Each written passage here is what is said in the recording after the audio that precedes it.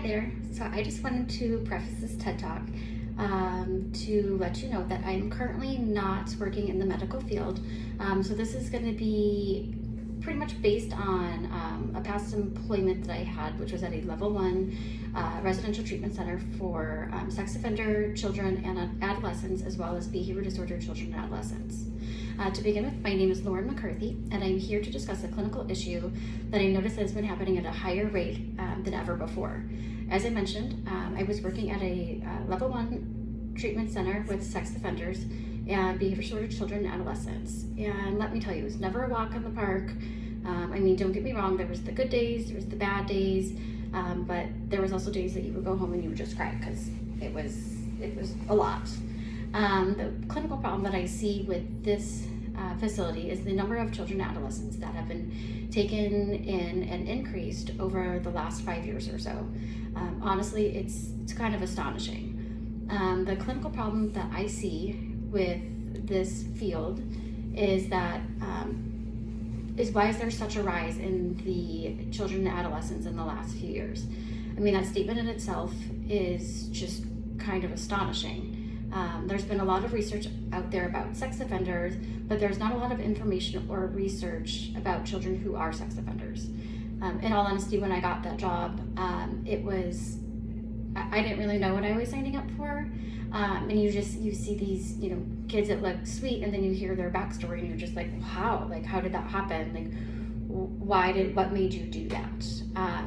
So to do this research study, that's pretty much the question that I would be asking is, trying to find out the whys of, what was their compulsion? Did they, was there a past abuse? Was there something that they all had in common that led them to all being in the same place? So to do this research study, the research method would have to be a qualitative one. So using face-to-face interviews, and those who are actually at the facility. Obviously, you can't go out on the street and, ask someone hey, are you a sex offender? That's probably not going to go over very well. So in order to operationalize the practice changes in this specific practice environment, that would mean I would have to understand why these individuals did what they did, what sparked their interest, or what their compulsion was that they felt in order to do what they did. Not every single person's the same, so what happened to one person, or what one person did may have, that might not have had anything to do with what the next person did. There can't be a way to change the practice of those who are in the facilities at the time of interview, but there could be a way to prevent people from being admitted to the facility to begin with if we understood kind of the ins and outs of what these children and adolescents were thinking, or what the process was of how they reached being at this facility. With this situation, there are many barriers, such as the age of the patient, the informed consent, who is legally responsible for this patient, since the majority of them are minors. The facility that I worked at, my youngest client was 10, and then my oldest was 21, but they were in the group home. So to be in the residential lockdown facility, they had to be under 18 years old. Do they have a family? Since they are minors, is it their parents? Do they have a foster family? Is the state in charge of them? Because a lot of the children that we had from there were essentially either in the foster care system, and then they couldn't go back to their foster home. So just who's in charge, and who's going to give the permission for these children to participate in this? Is there an advocate?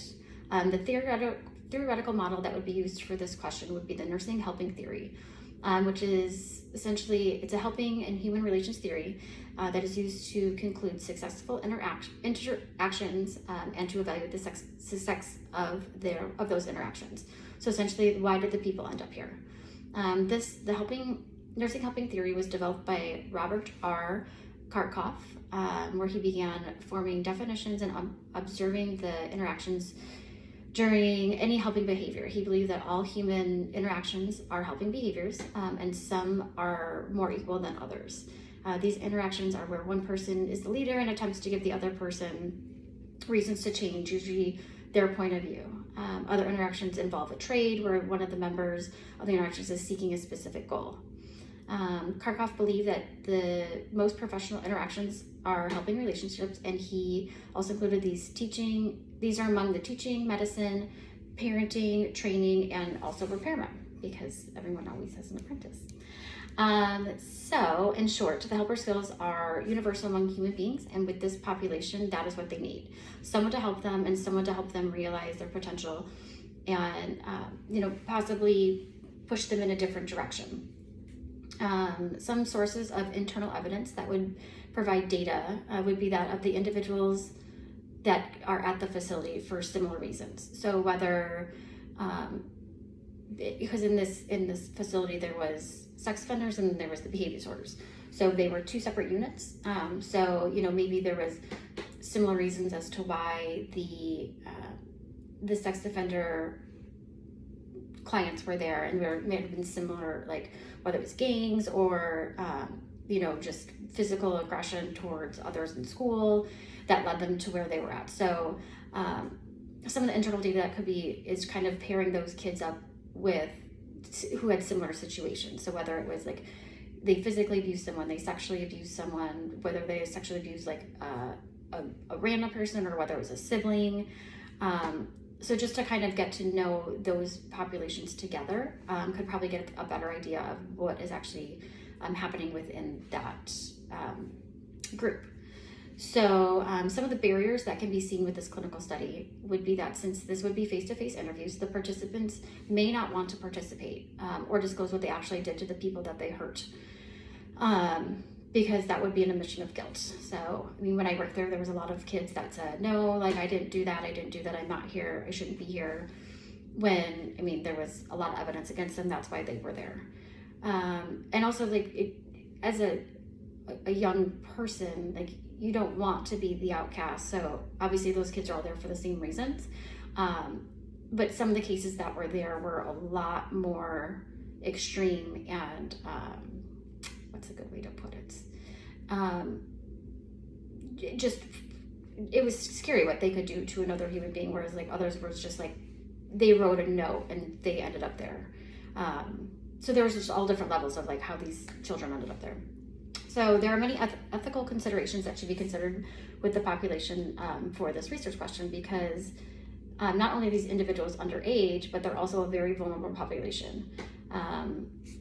Again, given the time that they are in their lives, between 10 and 18, like that's a time when, you're developing and trying to find out who you are. So that would kind of maybe hinder like what they were willing to disclose. And also whoever the interviewer was, that could also change what the participant would actually disclose. So yes, because they are a vulnerable population, that could be something that would possibly not give the most direct answers. I guess in the end that we would hope that the information that was gained from this question of, how did you get here? What brought you here? Is there a certain, life experience that happened to you that then you continued this cycle of abuse? Like it's a thing that not a lot of people, even understand. And I didn't before I worked there. So, but I will say that there was a lot of the children that I dealt with that had been abused in their past, and then they just kind of, thought that was the norm. They didn't know any better. So I guess information is just kind of to gain, how can we stop the cycle before it even gets to that far? Or what could those children, what other situations could those children have been in that would have never brought them to that place?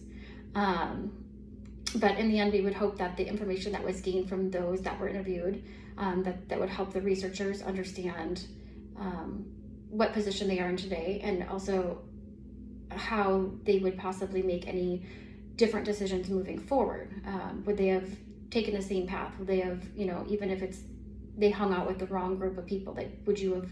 And obviously you can't change your past, so that wouldn't be part of the question, but just trying to figure out what led them there, and if there is a correlation between you know, whether it's who you hang out with or what you're exposed to, or just to see if there was a pattern so that we could hopefully not have as many children and adolescents in these facilities, and that, you know, that they wouldn't continue the cycle of abuse to others around them. So that's my TED Talk. If you have any questions, just let me know. You know how to contact me. So thank you. Bye.